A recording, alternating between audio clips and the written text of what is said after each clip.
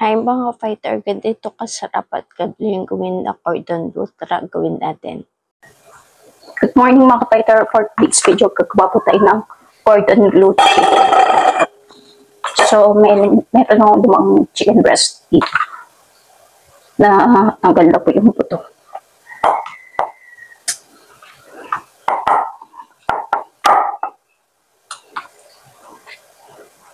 Iyaano ko na lang sa food processor. Ito po yung gagamitin ko niyan. Kasi wala akong nakinin naman ako. Iyaano ko siya. Food processor dito. Ayan po, meron tayong chicken breast. Iningin po muna natin. So, ilalagay natin sa food processor. Pinagkakat ko ng maliliit yung ating mga breast para po hindi mahirapan yung ating food processor. Nalagay ko na pula at start ko na bilhin yung manok.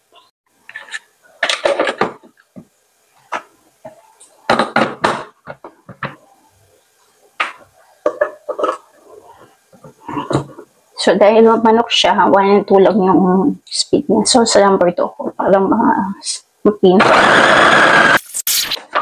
Ayan po siya. And guys, isasalin ko na po yung bikini.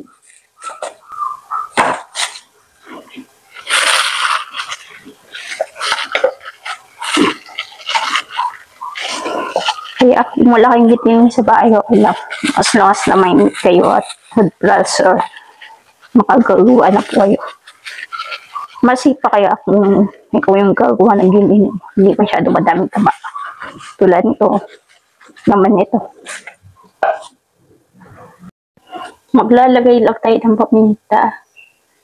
Not just tansya lang yung gagawin natin dito guys sa asin. Then, maglalagay tayo ng garlic powder. Garlic powder na po yung ilalagay ko kasi wala akong chicken powder. Kasi napanood ko chicken powder dapat eh. So, garlic powder na lang yung ilalagay ko. Paglagay po ng ating papanasa, haluin ako na gamit mga tagamaan. Okay na siguro ito guys, pwede tayo mag-start sa ating paggawa. Yan po mga fighter. So, meron tayong 1/2 cup dito. So, kuko tayo dito sa chicken na 1/2 cup.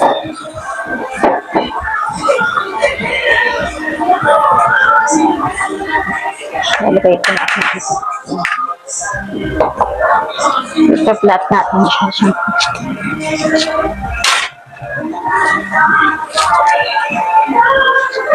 Dapat kinain natin para pas maayos siya ma-flat.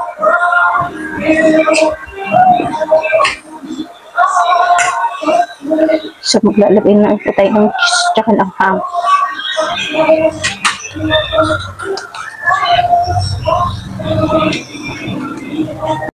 Pagtapos natin maglagay ng giniling guys, ham naman. Then, ang ating sliced cheese. At maglagay pa tayo ng limong cheese para cheesy. Sobra siya. So, ikakat ko yun.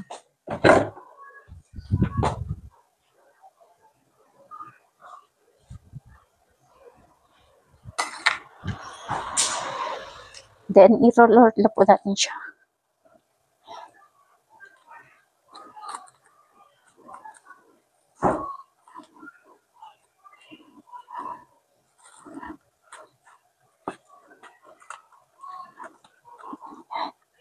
Kaso anong babas po yung ham. Gusto ko palit ng balit yung ham. Tayo ko lakay dito yung kiniling.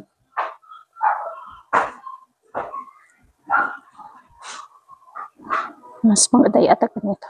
Roll natin yung ham. Bago yung buong kiniling.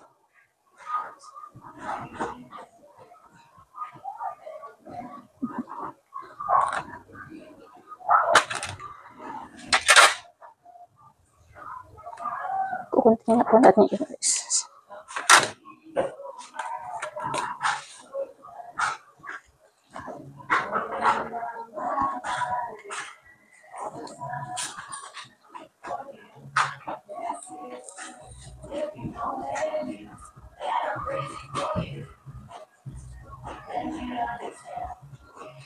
Okay, so, lalagay na po natin siya dito.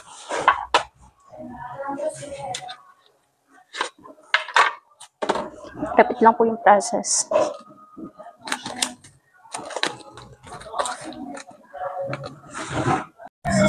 Hi mga fighter, ito na po ang ating mga nagawa.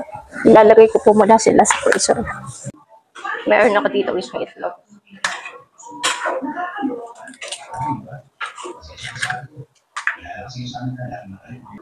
Bit lang po natin.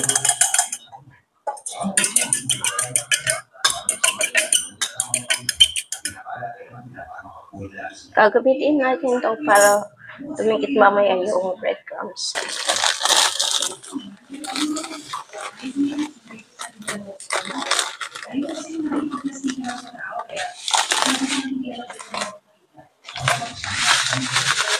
Dinagdagan. Nilipit ko guys yung itlog kasi masyado malakailag yan. Tsaka gagamitin ko to. Bilagyan ng harina. Maglalagay ako ng 3 kutsarang harina. Kasi lima lang yung nagawa. Maglalagay ako guys ng paminta. Nakasin. Haluin lang po natin.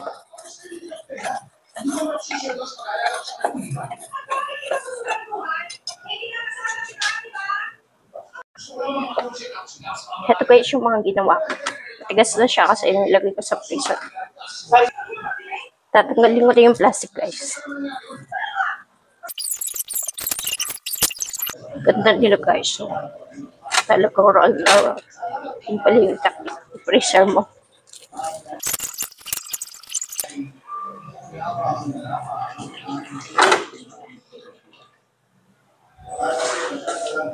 Ito na sila guys. Lagyan ko na ng breadcrumbs.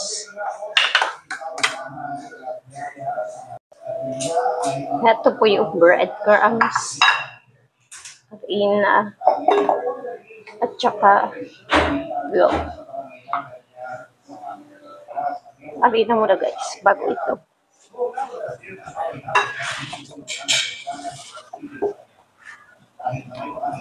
Tapos na harina guys.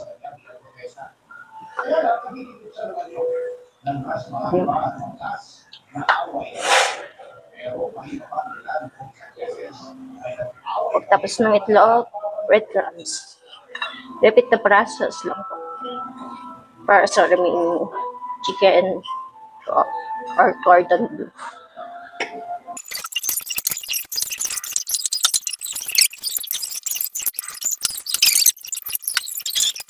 Ito pala yung mga nagawa ko guys. Yung dalawa na prito ko.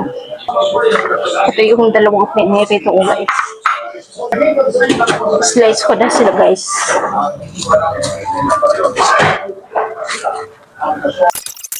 Ganda sila guys.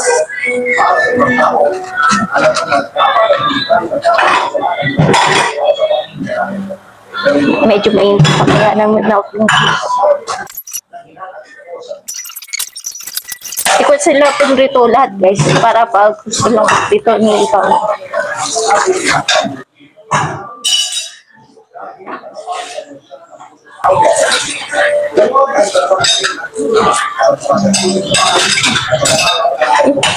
Sudah selection.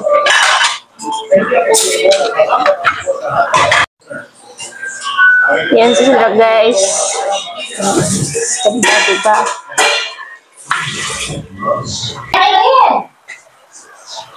Titikman ko sila guys.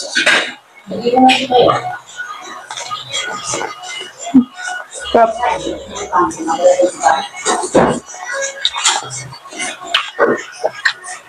Sarap niya.